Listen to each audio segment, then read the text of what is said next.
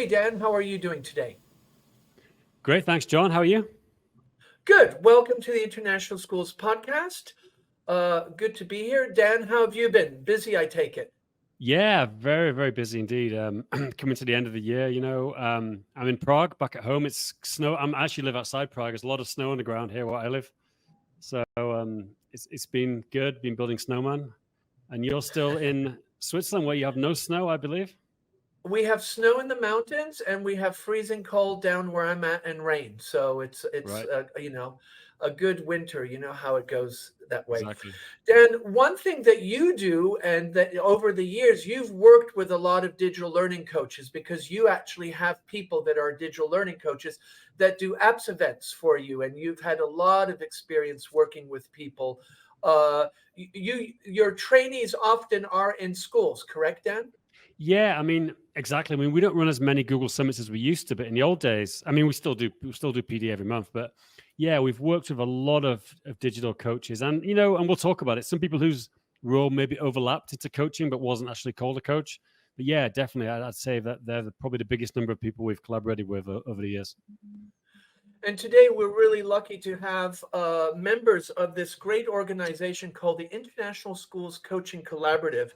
And Jordan, who is based at the International School of Luxembourg, kind of created this, and he's developed a community. And there's Amy from the International School of Prague, Dave from the American School of Warsaw, and Raina from the American School of, Raina and American School of Warsaw, Dave, the American School of Budapest. Sorry, getting those all mixed up. My apologies. And we're just really excited to have them because I think the word coaching and digital coaching, integrationist, there are all these labels that float around. And I know many schools are exploring even getting rid of the word digital and calling them learning coaches, instructional coaches, and navigating through these terms and what these roles and responsibilities can be really kind of sometimes complicated. And schools have different philosophies and different approaches. But today, with our four guests, we're hoping to kind of unpack that a bit and really understand what that means. And Dan, having had a lot of experience working with different people in that sphere, it'll be good to also see those connections and how he's leveraged those skill sets in the different professional development events he's done. But I really want to start off with Jordan.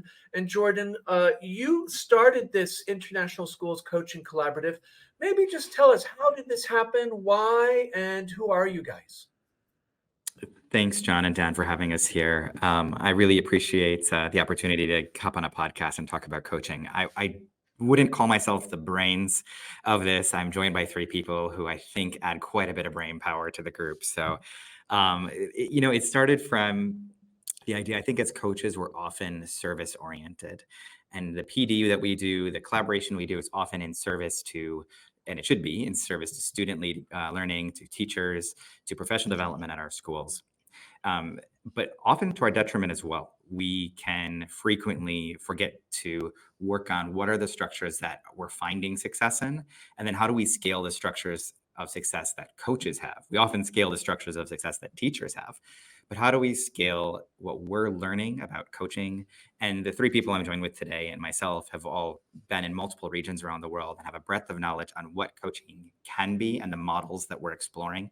So I really hope that this group would serve coaches, that would bring together specifically international school coaches in multiples of roles to grow our practice, to share the best practices that we're learning across multiple regions, and maybe perhaps start to even form a international school identity around what coaching is.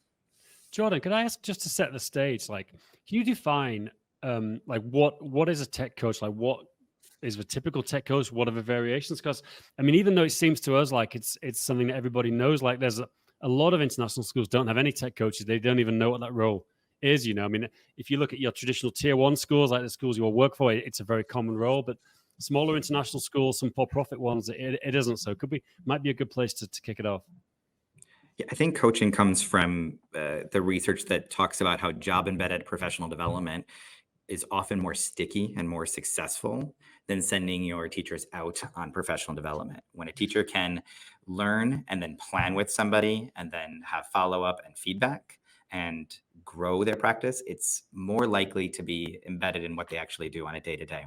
And so I believe, if I'm not mistaken, that the idea of a tech integrationist and the tech coach comes from the 90s and early 2000s of that need around technology being the professional learning that was most important at that time. Yeah. And so hence using that and leveraging job embedded professional development, out is born the tech integrator, the tech coach. And it seems like a job that's very common in US, even in public school districts. And I presume that's where it came from. I think that might be where the momentum started for sure, but it's hard for me to pin it down. Yeah, cool.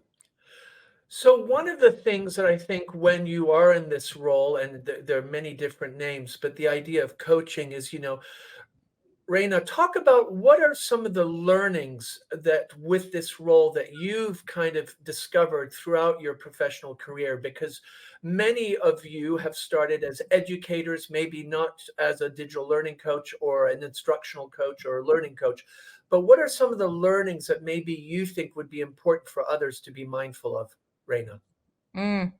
Great question.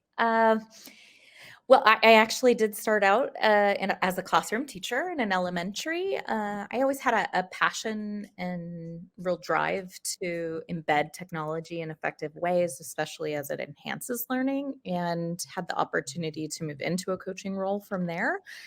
Although the program wasn't established. And so you do a lot of learning and figuring out along the way of how to make it your own and how to make it meaningful in the context.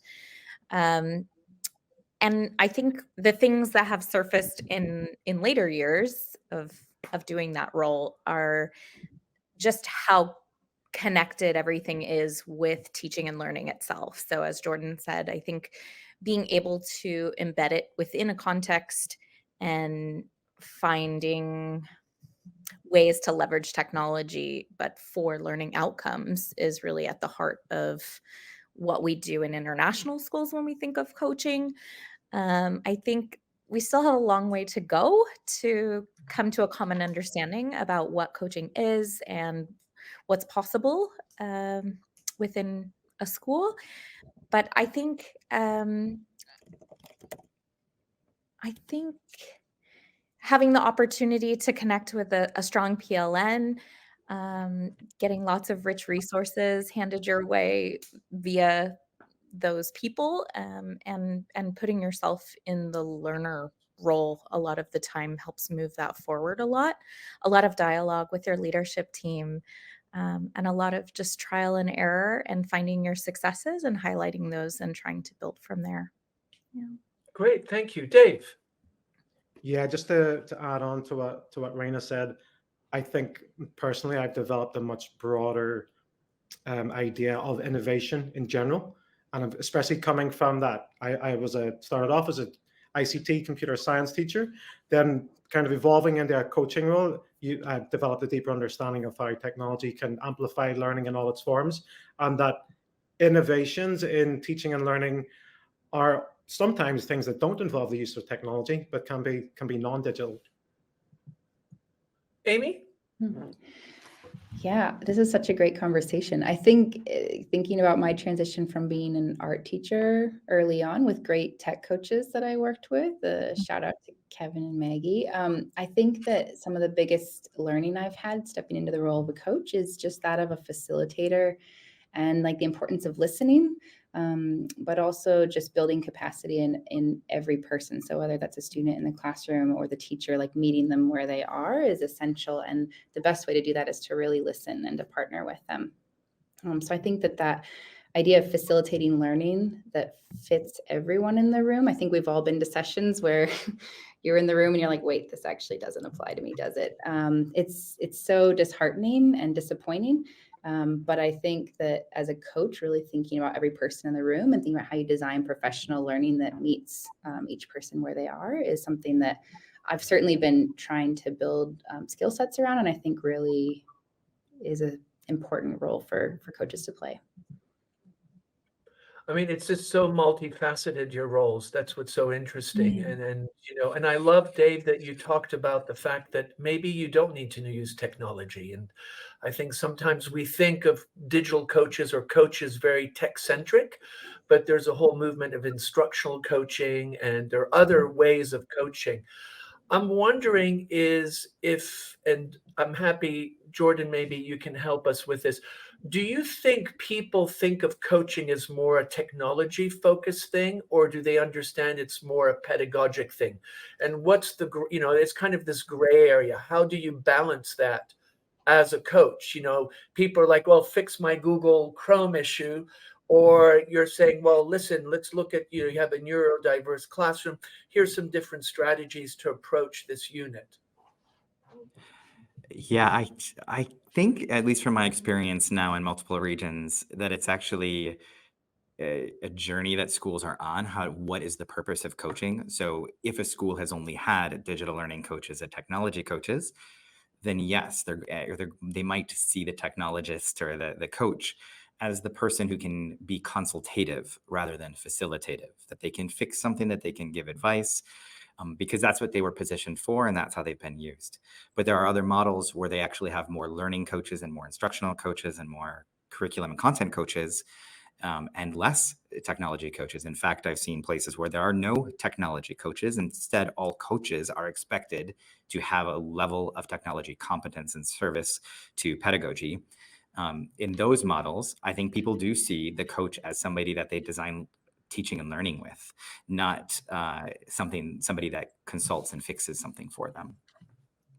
Yeah, and I think that's interesting, because I think so often there is the idea of you're Mr. Fix-It person, and actually that, nowadays with how-tos and even AI, those things can be solved much quicker, and it might be better spent time you doing, as you're describing, that kind of, coaching, unpacking, exploring, engaging in that collaborative process. Amy, you just shared some links there about, transforming the role of an ed tech coach. What are some of your thoughts on that? And then I'd love to hear other. The question just resonates, I think, with all of us, because we've all experienced it. And I think, having worked in multiple schools, the definition has been different even in each school, and even from the time we've arrived at that school to the time we left that school. So I'm excited to see schools that are thinking more progressively about technology coaching as instructional coaching, and thinking about student learning at the core. As Jordan started out, we're all in service to student learning. And I think it feels like a slightly more traditional route to box that into simply helping with technical needs in the classroom, but really just thinking about what does deep, authentic integration look like, and how does it really get leveraged to enhance learning. So yeah, it's definitely shifted from like ICT specialist and tech integrationist and design coach. There's lots of different names for the role. So do you think this is dependent on the skills, the digital literacy skills of the faculty, the success of a coach?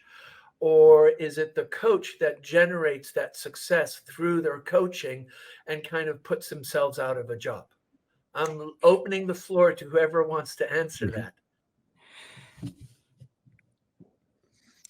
Well, for me, it's not an either or, and I think I'll echo what Jordan and Amy have shared.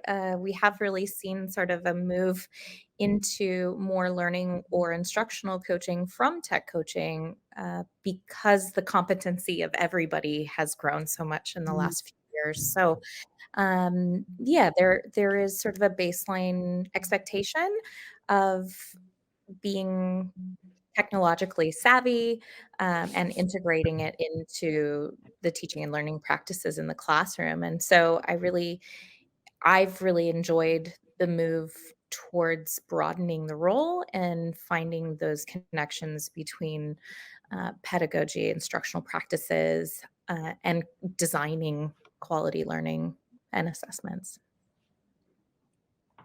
Dan, what have you observed? Because you're working with a lot of people that come from these backgrounds and then are kind of, doing the professional development for the Google Educator level 1 and 2. You have a lot of digital coaches helping out with that. Does this resonate? I mean, yeah, I guess most of the people I've worked with are definitely on the tech side, like the traditional role. Also, I mean, it seems a lot of people do this role part-time. They also have so many hours teaching. And I'm curious, that's probably a good question to ask is like, is this something you can do part-time? And if, let's say someone listening to this is wanting to get into tech coaching, maybe they're a teacher or maybe they're doing something different and this is like a route they want to go down, how would they look to move into that? And is it something you would typically start off part-time or would you go straight into full-time? A few things there. Dave, you want to start off? Sure. I think that very much. I mean, Jordan alluded earlier to this idea of where your school is and it's on its journey. And I think that idea of moving into something part-time or full-time really relates to the context. So what's your school's vision around technology and innovation? What's the school's vision around coaching and how it can enhance teaching and learning? And where are you on that journey? Maybe you're a few years down the line and it's a bit more firmly embedded in your practice and you do need a full-time coach because it's across a whole division. Maybe it's something that you're kind of in the starting point of your journey and it's something more like a pilot that you're trialing in one particular section of the school, and that might be the entry point for something part-time. I mean, Dan, when we first met in Thailand, well over 10 or 11 years ago, I was working in the middle and high school as an ICT computer science teacher, but I also had just started working with some teachers in the elementary school as they were transitioning from a more traditional computer lab environment to a more integrated use of technology. And so that was my first entry point, a kind of a shift in the strategic visioning of the school towards something a bit more progressive and innovative. And so that's just from my own experience. Jordan and then Raina. Oh, sorry, Dan, go ahead. No, carry on, John. Jordan? And yeah, then I would love to, flip it. Would you ever think of having a part-time administrator, right? A half-time administrator and a half-time teacher. And the reason I bring that up is I see all three roles as having completely different skill sets. My role as a coach, I facilitate adult learning in service to student learning outcomes. And so when a teacher is planning a lesson, a coach, on the other hand, is planning a upcoming coaching conversation that I'm going to have. I'm doing research for a teacher, or I am putting together coaching offerings for people. When teachers are in collaborative meetings, I'm perhaps in one of those coaching conversations, or I'm with an administrator having a coaching conversation and leveraging strategy with them. And so our role is different. And so I would challenge people to say, it's not an add-on. It's not that anybody can do it. It's a different skill set that the four people on this call have had to develop over time to get really good at it, because we are facilitating adult learning instead of student learning. We are heavy into the research, right? So we spend a lot of our time in that. We think about things like meeting design and workshop design instead of lesson design, right? So it's a different skill set. And so I still think the best way to go, if possible, is you hire full-time coaches who that's their full-time job, and they are embedded in the work of coaching and not necessarily given tasks that are specifically classroom related. We want them invested in your strategic goals as a school. I would agree with you, Jordan, but I think also that like you work for a very well-funded school where, one of the best international schools in Europe. You got a lot of money. There's money, whereas I think a lot of schools don't have, I know schools don't have an IT manager. Maybe the principal does it himself, and they definitely don't have tech coaches. So I think, wouldn't you think that like part-time is better than nothing if someone was a teacher doing this part-time? I 100% agree with you, Dan. I have worked with, fortunately, at some quite large schools, and so who can afford multiple full-time coaches. So I guess I'm more speaking from the frame of if the funding and personnel and faculty size allows, it makes sense to go full-time. But you're absolutely right. If you can have one person, 40% invested in job-embedded professional development for your staff, supporting your strategic goals and student learning, that is absolutely better than none. Raina and Amy, you wanted to add too. Yeah, I think just echoing the idea that you're really anchored to the context and the goals of the school. For example, here at AS Warsaw, we've actually moved away from having specific tech coaches, a literacy coach, and a data coach to now expanding our repertoire and being K-12 learning coaches. And then among us, balancing out those strengths and skill sets and using a project management approach to who is best suited to take on some of the projects that come our way, either with data retreats or balanced literacy initiatives in the lower school right now, so that we're really playing to each other's strengths, but we're able to ground our work in the strategic priorities and actions of our school, which were quite different from my last school, who had innovation as one of their strategic areas and really justified me being in an innovation and digital learning coach role over a learning coach currently here. So I think, yeah, it's highly contextual. And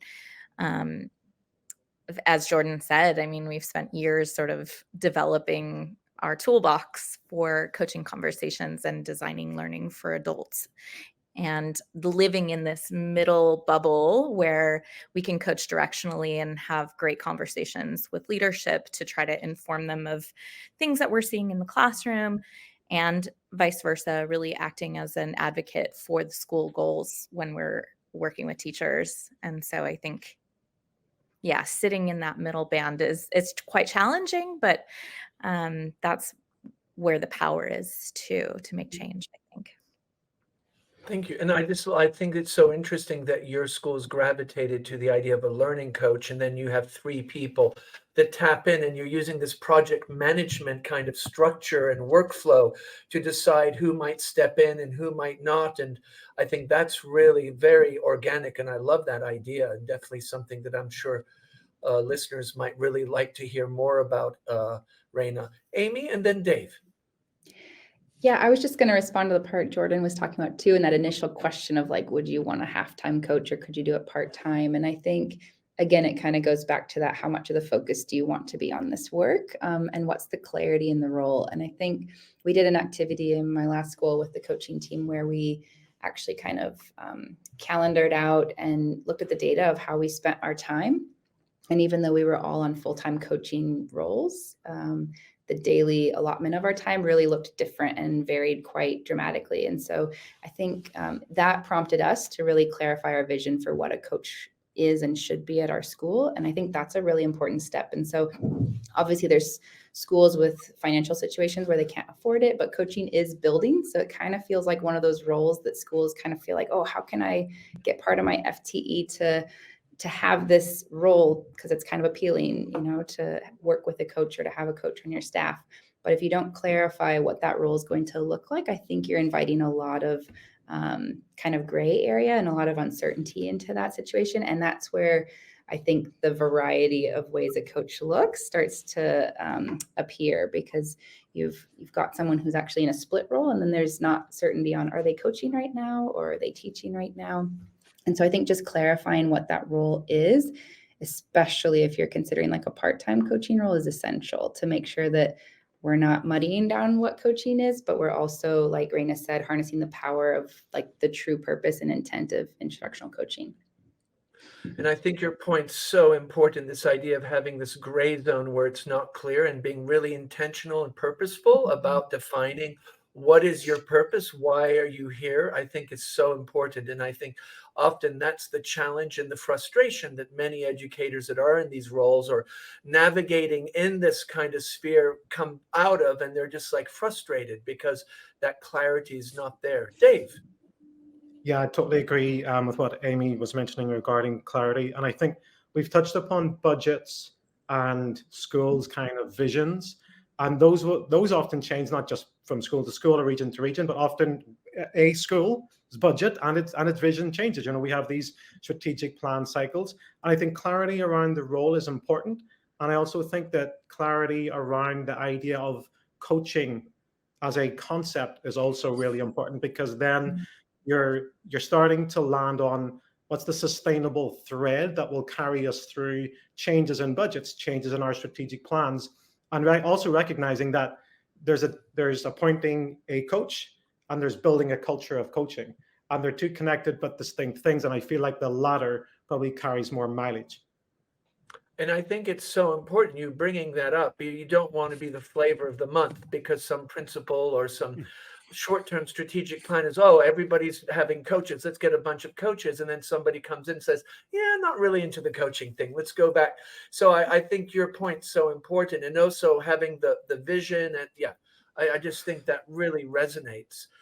You know, do you think most, and I'm going to be, Dan's usually more provocative than I am, but I'm going to do a Well, Dan I haven't got question. going yet, John. I've got a few more to come. Okay, good. Okay, just checking. You've been quiet. Do you think that the frustration and the lack of success of coaching generally, and I'm over generalizing, is due to lack of vision by administrators and leadership teams not understanding what coaching is about?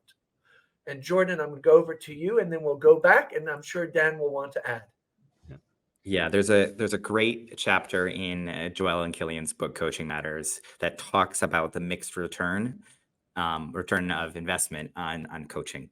Yeah. And so, but what are the secrets to the studies where it was successful? And what it comes down to is a hyper focus on what we're trying to do to improve student learning outcomes. Coaching absolutely improves instructional moves that happen in the classroom. That's actually not debatable. We know that when we put a coach in the school, that if they're doing their job correctly, that we will see teachers' instructional practices change. The question, though, of course, is does that lead to a difference in student learning outcomes? And that's where the mix comes in. So if we derive those strategies that coaches are working on with teachers with the explicit goal of student learning, and if our strategic focus that we've attached our coaches to has that explicit goal of student learning outcomes, and we have a defined, clear way that our coaches lead to that and measure their impact and understand through, whether it's through reiteration what works, then we can be successful as coaches in moving the needle in student learning. Dave, what do you think? Thank you, Jordan. And I think that's a nice way to encapsulate some of the what I call the magic sauce, which is kind of crass. But I think those things that you highlighted are really important learnings for people that are maybe beginning this journey or thinking, and nothing's better than good research. Dave? Yeah, I think just asking that question, if we kind of think of the mirror image of a teacher with their cohort of students, how do we know what we're doing is having an impact on student learning? We can ask the same question, and administrators have been for many years. How might I know that appointing this person is going to have the impact on student learning? We all hope to see, because we want to get that juice for the squeeze, right? The clock hasn't changed, but yet we keep adding things to the school day. And so I think just when we think about the idea of engaging colleagues in coaching cycles that are intentionally targeted at an element of student learning, whether it's through setting a SMART goal, but getting very clear on what are the gains we hope to see in student learning? How is this partnership aimed at moving the needle forward there? Making sure that we're collecting some baseline data and reflecting upon the data that we're collecting along the way and afterwards. And so we're not just crossing our fingers and hoping that this is going to impact student learning. We're actually reflecting on the data. And I think that we live in a kind of this, especially in international schools now, this data-fueled environment where data is now the next big word after innovation. And something I've been wondering about recently is how this increasing amount of data that we're collecting in schools may actually amplify the role of a coach and enable us to better figure out where coaching is having the impact that we hope it would, and how we can kind of pivot and jump on that. Thank you for those insights. That's great. Amy? Yeah, I was just thinking about, as coaches, we're leaders in our schools, and that can be formal and informal, but I think any leader, when they feel empowered, they can really make magic happen. And so I was just thinking about, back to your original question, back to that idea that Jordan shared too about the return on coaching and what really makes it work. I can just personally attest to the fact that 100%, when your leadership team is unified in their vision of what coaching is, your coaches will feel empowered and you will be successful. And so I think that you could extrapolate that the reverse would be true as well, is that if the vision is not unified, then your coaches may not feel empowered and they may not be as successful. But I've definitely experienced when leadership is aligned and supporting coaching and moving that forward, it just removes so many barriers that really don't need to be there, but depend on the school's vision entirely. And that alignment by the leadership team becomes an important point of reference for the rest of the staff that are, maybe doubting or questioning or trying to unpack what that means. But if there's that clear vision by your leadership team, then it's quite clear that it's explicit. So I think that's just so well put, Amy. Jordan, you wanted to add. Well, I just say Yeah, real quick. Sorry, Go I ahead, was just Amy. going to say too. Sometimes as a coach, we fall between different administrators, and so quite often you'll be in a divisional administrator and a school-wide, and maybe a tech director, and so that alignment is like sometimes one leader has experience with coaching and has a very strong vision, but if they're not all on the same page, it can cause a lot of back and forth and confusion. And so that kind of alignment is important, I think, when roles like ours cross different divisions or sections in the school. Sorry. Yeah. No, And not at all. I just That's so wanted, important. sorry, I just wanted to add there are times when student learning outcome data is actually maybe not our focus. We might actually have programmatic data be our focus. Like we want to implement a program or we want to see inclusion in a program. So while we might broadly categorize that under student learning data, maybe isn't the traditional learning outcomes that we're thinking of, like improved metrics here or there. So there are times that the way that we should measure coaching is, were we able to develop a robust and then fill in the blank at that port through the support of adult professional development that a coach can support? Yeah, great point, John. John, I got a question for you actually. It's something Amy was said that I thought was interesting about how coaches can quite often fall under different administrations. I mean, I've seen all kinds of things. Coaches being part of the IT department, coaches like reporting to the tech director, coaches purely being part of teaching and learning, like combination, some in one, some in the other. I mean, you've run a lot of IT departments. What are the types you've seen, and what's worked best in your opinion? Is it better when they're under a visionary like yourself, or they're part of teaching and learning? Or what do you think? I think it really is whoever is supervising and supporting coaches, they're very clear on their vision and they've really shared that with the coaching team. If it's an IT director or a teaching and learning person, I think also in my experience, I feel very fortunate. I've always worked very closely with a teaching and learning director of innovation or curriculum. And so it's always, I've never felt it like, it's us versus them. We've really worked together. Maybe because of protocol or just like administration, it's easier for me to do the supervision and professional growth, but that doesn't mean I exclude them. And I feel that I've only been successful with my digital learning coaches that I've had the really privilege to work with is because the person in charge of teaching and learning and I have worked very closely together. And when we're sitting on the leadership team, there are two voices speaking about coaching and the importance. In my experience, in the schools that I've been, that's where I've been successful, is in that collaborative common vision by the director of teaching and learning and then the principals. But I find that person is really important in the mix. And sometimes I've been in situations where they're supporting the coaches on the professional growth and the supervision, but they really want me to be involved and supporting them. So it's kind of one or the other, but you have to be aligned together at least, especially if the rest of the leadership team is a little kind of on the fence about this. So you have two clear voices that are really focused on that as the curriculum and the student outcomes. Yeah, definitely. And I think especially, with the tech director, especially the schools like your work for, they're setting the vision of what the technology plan is. And obviously, I think they need to be aligned with the coaches because, if we're going all in on Google, we're going all these different things. There's a lot of very specific tech coaching that needs to take place for the technologies, which, so yeah, good points, John. I don't know. Anyone else got a point and comment on that? I was just going to jump in and I would just say, yes, the partnership between our director of teaching and learning and our tech director is integral to the success of our program. And they both they oversee half and half of the coaches, and they work very closely together to support the building and development and iteration of this new model. And it came from, I think, maybe budgetary ideas when it was like, okay, well, we have these designated coaches set aside under the IT director, and we want to maintain those.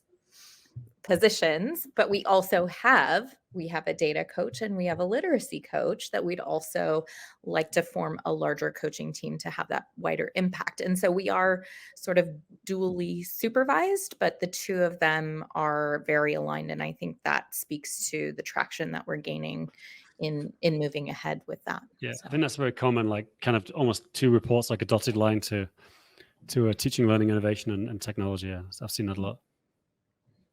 Any others would like to jump in on this kind of idea of the relationship and the supervision? Because I think that's an important one, especially for school leaders that listen to us that might be, grappling with that.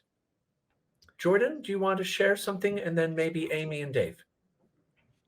Yeah, I think the partnership between coaches and others is, and I don't want to say just leadership, because also a partnership between coaches and your academic leaders, your department heads, coaches, and people who have decided to take a leadership role on an initiative or are trying something new in their classroom. Like, partnership principles are at the core of what coaching is. And it's a shame if an administrator doesn't leverage that partnership approach, which is, again, I think another core skill of coaching is partnership. So the most successful partnerships I've had is in one of, again, recognizing that we are two people with the same goal, but using a different set of strategies to accomplish the same goal.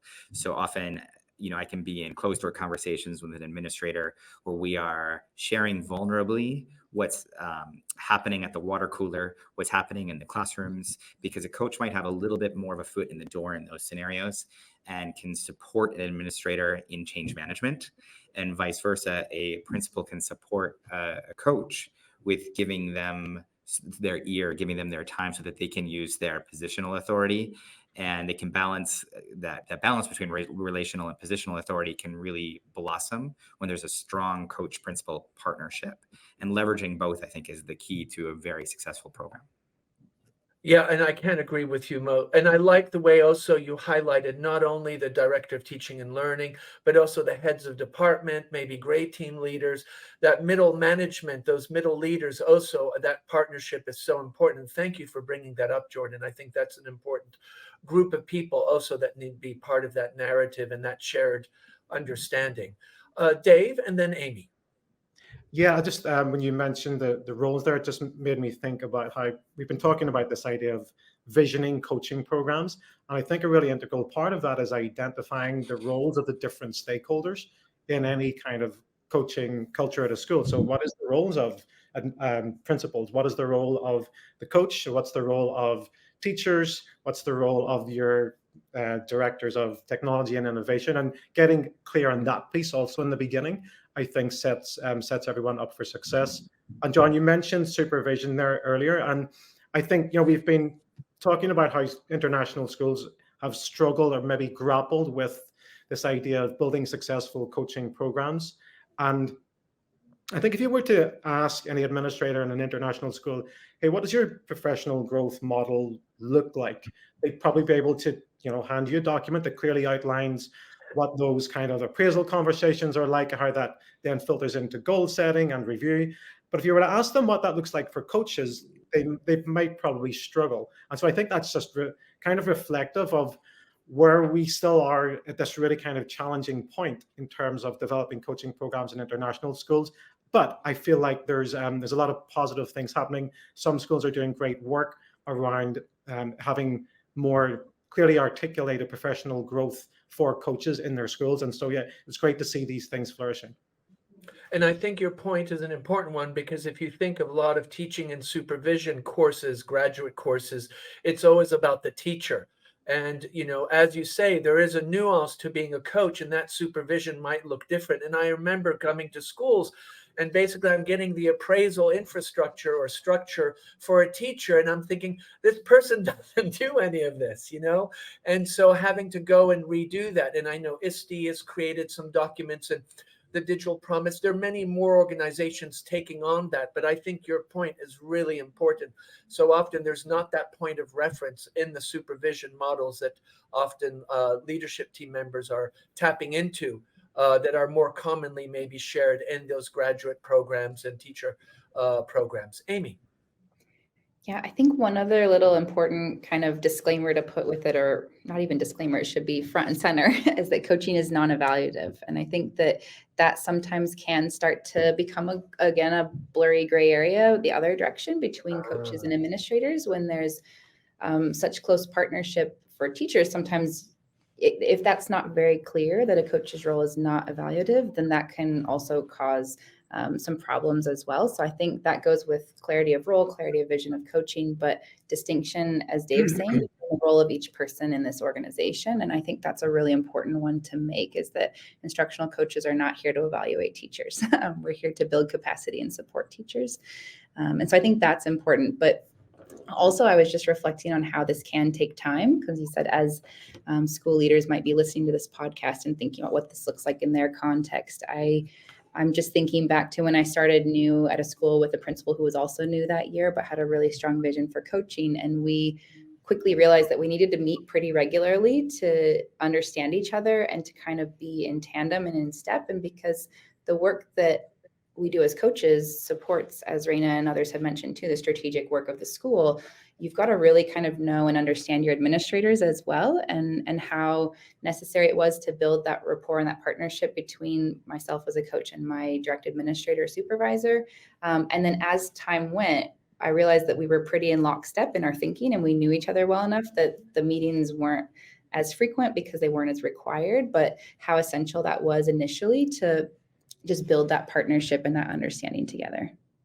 Thank you for highlighting that, because I think so often you have different perceptions of what coaching is, and you think you're on the same page, and then you sit down and unpack and you're like, whoa, we are on different pages here, and trying to find that commonality. Dave.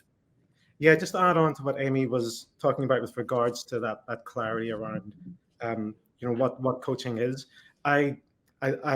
We sometimes as coaches, when we get warm feedback, we get that warm fuzzy feeling, and it happens sometimes, maybe not as often as we'd like. But I got a nice piece of feedback recently, and someone said to me, Dave, something I really appreciate about your facilitation of meetings is that you outline what the aims of the meeting are, and also what the aims of the meeting are not. And this made me think about that idea of, when you're kind of defining that vision of what coaching brings to a school, actually highlighting what coaching is not is a big part of that. I like that.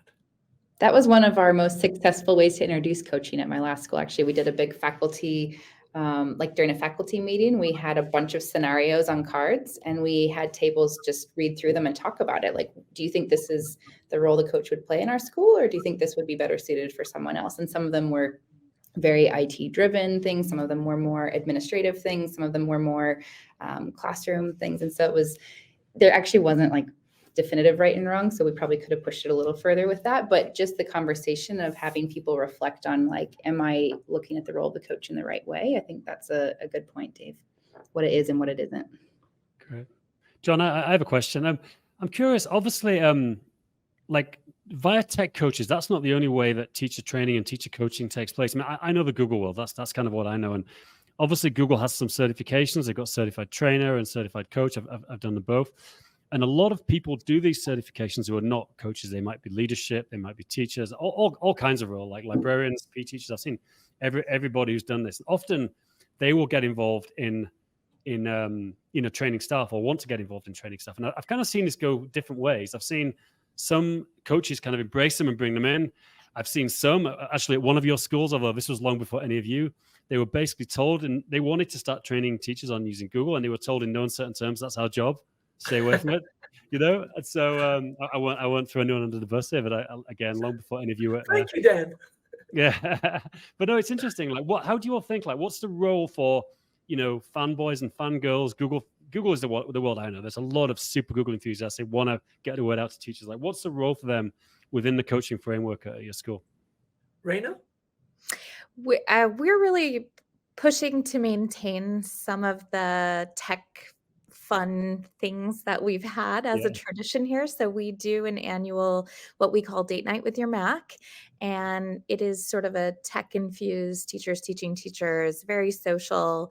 It's after hours on a Friday. So, and so we had discussions about whether to rebrand it to make it less tech focused. And we decided, no, I mean, there's some value to keeping the traditions alive of really talking about leveraging technology for teaching and learning, and we're not limiting it to that, but we find that is something that we want to hold on to. On the other side of it, we have advocated for really being part of the planning processes for our late start Wednesdays that are sometimes dedicated to teacher professional development.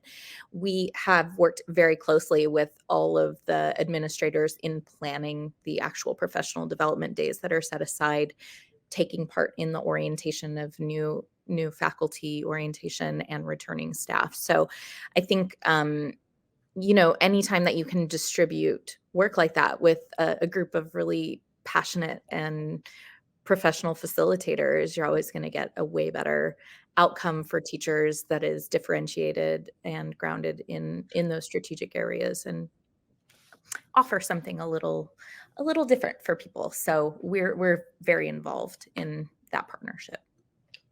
Amy.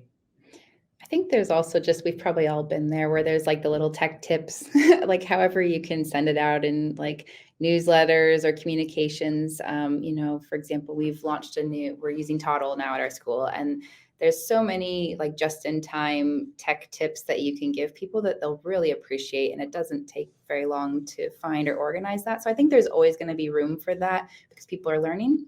But the other way I was thinking of this was with new teachers. A lot of onboarding of new staff is kind of understanding where their comfort levels are, what their experiences are, and whether they can figure out your ecosystem of digital softwares and platforms and apps. And so I think as a coach, I've surveyed incoming staff and, where are you on this scale? And I've learned, this person has never touched an iPad before. We're going to sit down and chat a little bit when they get here. Oh, this person has led sessions on this topic. I'm going to leverage them in a teachers teaching teachers session to be an expert in our community. And so I think that coaching gives us the platform to be able to connect those dots and see those pieces that are kind of needed and necessary, but hopefully isn't the entire focus of like our coaching role. And I think there's something quite powerful about, if you're the coach always delivering the learning and the professional growth, that if you have a teacher from the classroom that does it, sometimes the message goes further, because they'll be like, oh, Amy again, oh, Dave again, oh, nothing against you guys, but from my experience, I find it so powerful when somebody that most people don't think is techie goes in front of staff and does something that blows people away. It resonates. And they often become the biggest champion of the work with the coach if that's where it started. And so we love it too. Yeah. I remember many, many years ago when we brought in the one-to-one in Prague, we sent the most reticent and anti-laptop people to visit 5 schools. And one was your school, Reina, was the American School of Warsaw. And then they went to London and they went to Paris, and they came back and they were converts. And it was like, okay, our job is done now, because they were skeptical, but then in their skepticism, they became positive. And that was a great narrative to leverage for the other people. So I just think the way you're describing this is just so important. I'm just mindful of time. I'm wondering, what is the most challenging? So Dan was talking earlier, I'm a teacher and I'm thinking, I want to be a digital coach. I want to be an instructional coach. What are your biggest challenges? What are the things that repeatedly seem to come back, not haunt you, but you're like, okay, I'm going to have to climb this hill on this one. Is there certain things, is there a pattern, or are there certain areas that you feel are just endemically challenging for your role? And I'll start with Jordan and go around. Jordan, I think, has frozen. So Amy, can you start? Sure. I think a challenge is often mindset and the way things used to be.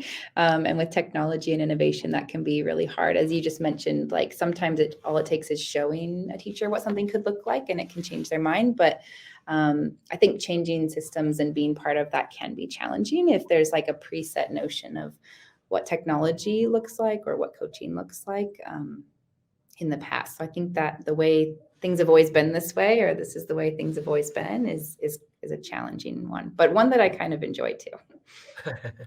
Opportunities to grow. Yeah, Absolutely. I can't agree with you more. Those opportunities to grow can be really gratifying. Dave. Yeah, I think a couple of things I'm thinking about challenges within your current context. And I think we've spoken about this already on the call, that idea of you're working in an environment. And this can happen as schools are at different parts of their journey where you're maybe that vision hasn't yet been clearly articulated, or you're working to clearly articulate that vision. That's always a challenge, because then you're developing that buy-in yourself. Which is of course very different to a school that's in a different part of their journey, where it's a more embedded program. And then of course, if this is something that you're thinking of doing long term, and you might be switching schools, then there's that idea again that you may be switching to a school that's at a different part of their journey, and inevitably you will be building things up again, and that's just the nature of the world that we live in. But as Amy said, always very exciting, no matter what the context. Dan and I were talking about that, about IT directors going from school to school, and then, having to kind of the hamster wheel. Oh, here, another student information system that they don't like. Okay, now we need, or we have to transition from, say, Google or some other ecosystem. So yeah, absolutely, Dave. I think that's a really good point. Raina?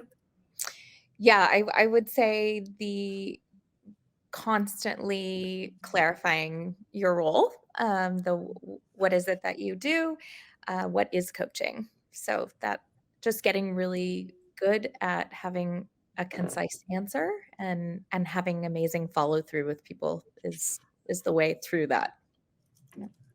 Thank you, Raina. Amy, I'm going to ask Jordan to jump in because we lost him. Jordan, I don't know, we were asking, what is the kind of irritative challenge that you always face as a coach going from school to school? And then we'll come back to Amy. And I'm sure people touched on it. It's that defining where we can make the most impact. Like, what is our coaching culture? How do coaches contribute to that? And what is the specific role of a coach in achieving your strategic focus areas, your mission and vision statements? Because every school, while they have similar mission and visions, they're different. And so when I move as a coach, my primary job, and everybody's primary job, is whatever that school's mission statement is. So when I jump to a different school, I now have a different mission that I'm measuring my success as a coach against. And I think that is quite challenging each time we move. Yeah, but it's great that you're using the mission as your point of reference. I think that's very powerful. I think not enough educators do that, maybe, is like, really, here's this mission that's plastered all over. What does that mean in my role? What does it look like for me as I'm on the ground working with teachers? Thank you for sharing that, Jordan. That really is quite powerful. Amy. I was just thinking about, a lot of people have asked me over the last years, like, hey, I'm thinking about coaching. Like, what do you find is the biggest challenge? What's the biggest shift when you're like changing your role? Like maybe teachers who are in the classroom or in another role and are thinking of shifting. And I always say my favorite part of coaching, and pretty much one of the most challenging, is that no 2 days are the same. And just that the cadence and the rhythm and the routine is so wildly unpredictable. As much as you want to plan and organize and prepare, it's being responsive as well. And so I think that I thrive off that and I enjoy that, but I think that it is really challenging, because you could have a day where in the span of 6 hours time, you had 5 or 6 totally different conversations about different subject areas, different grade levels, different parts of the school, each probably with actionable items for you to go help prepare for the next conversation or the implementation. And keeping all of that organized and straight, I think, can be really challenging. I find it thrilling and inspiring. I think all of us at some level are tech coaches and in innovation because we like that, because we need lots of things keeping us going. But I do think that that's a big challenge for a lot of people moving from maybe a classroom teaching role into a coaching role. It's just that shift in what your time looks like, and that it's not always yours, that your time is rarely yours. And so just like balancing that and learning to code switch and to pivot constantly throughout the day, intellectually and pedagogically. I think the code switching and the fact that it's not always your time are so important, because that is emotionally quite challenging if you're giving all day, and you have to be nice and you have to be courteous. There's just a lot of emotionally that you have to vest in, and it's just not on a whim. It's like constantly, because you're interacting with so many different players. Dan.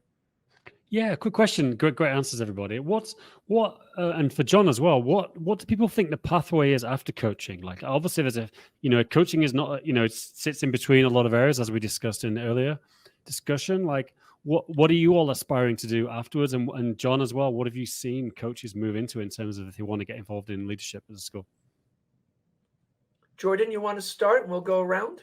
One of the fascinating parts and the best parts of working in schools and international schools is there are lots of roles we can find ourselves in to find that right fit. So while there might be pathways into leadership as we develop our adult and change management skills, this also might be the right fit, right? I really enjoy the space between a classroom and between decision makers, being a facilitator of both. And so for some people, that is the spot. Other people I've seen go from coach back to the classroom, that's the pathway next, because they spent a long time facilitating adults and actually they want to facilitate student learning again. And then you see the pathway towards curriculum directors and principals. But I think that's the beauty of working in education, is there are these distinct and different jobs that we can find ourselves in, and moving from school to school gives us the opportunity to try different roles and what they might look like. Thank you. Raina. Yeah, I'll just sort of echo. I've been asked that very recently, actually. And I am quite happy to just grow in this middle leader role as a coach. I have thought about the pathways to maybe admin or back into the classroom, and I'm quite happy in growing where I currently am and making the biggest impact that I can have as a coach, and sort of be an advocate for quality coaching programs and the investment in them. Thank you. Dave? Yeah, likewise, what Raina just said, and also just to touch on what Jordan was mentioning, I feel like through the kind of somewhat ambiguous nature of the roles that we fill, that we've been talking about on this call, in many ways, I was reflecting with a colleague recently, I feel like somewhat unintentionally on my part, I've been kind of placing one foot in the future through doing these different coaching roles, because it does set you up to take several different pathways, and we inevitably develop this kind of broad range of experiences and skills.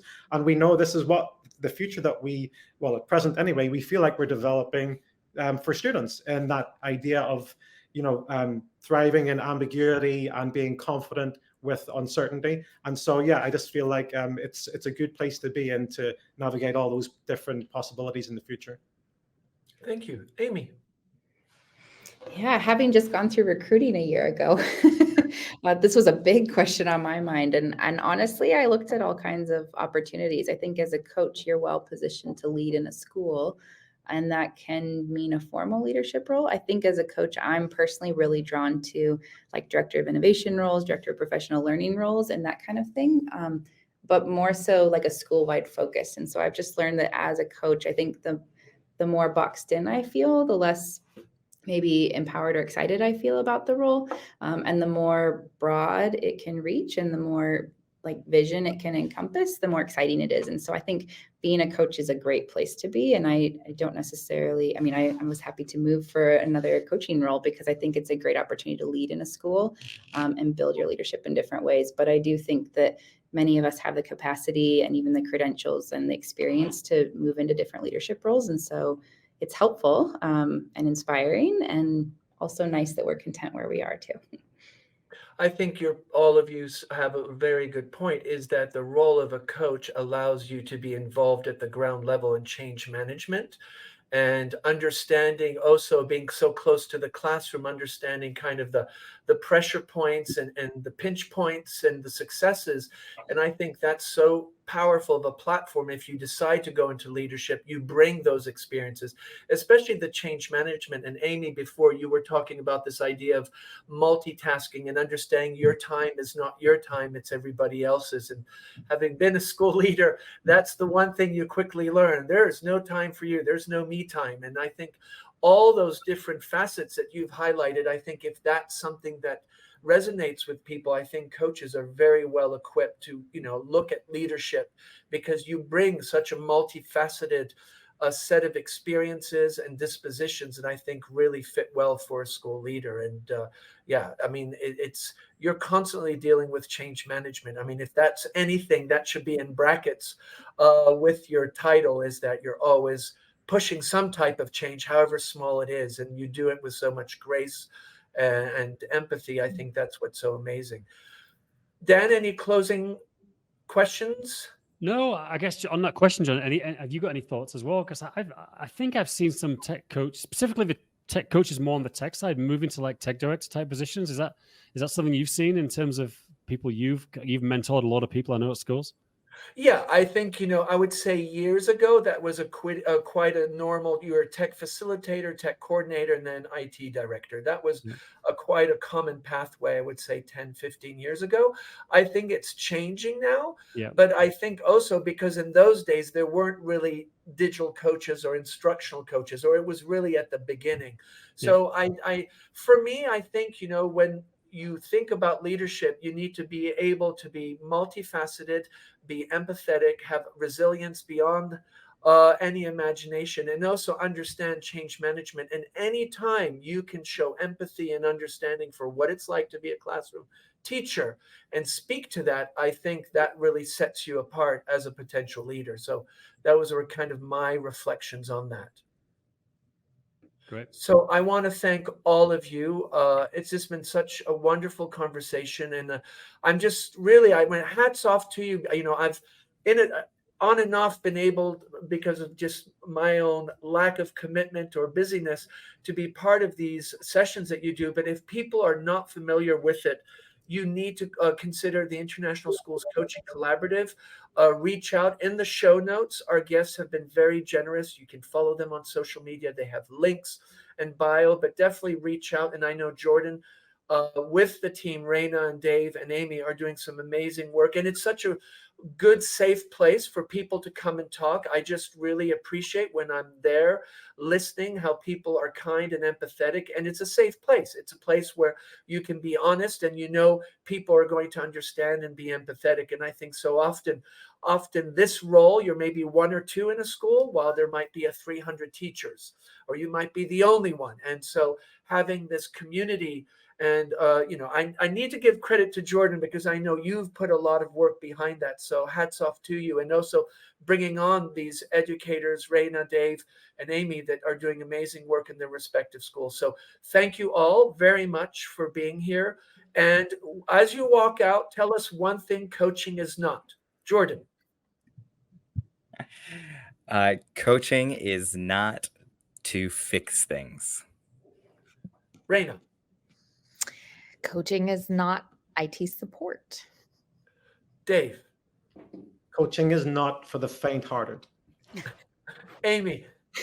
I said it before, but I'll say it again. Coaching's not evaluative. Thank you. Dan, thanks so much. Thanks, guys. Safe travel. Great discussion. Thank you, everybody. Thank you. Thank you, John. Thanks for having us. Thanks, everyone.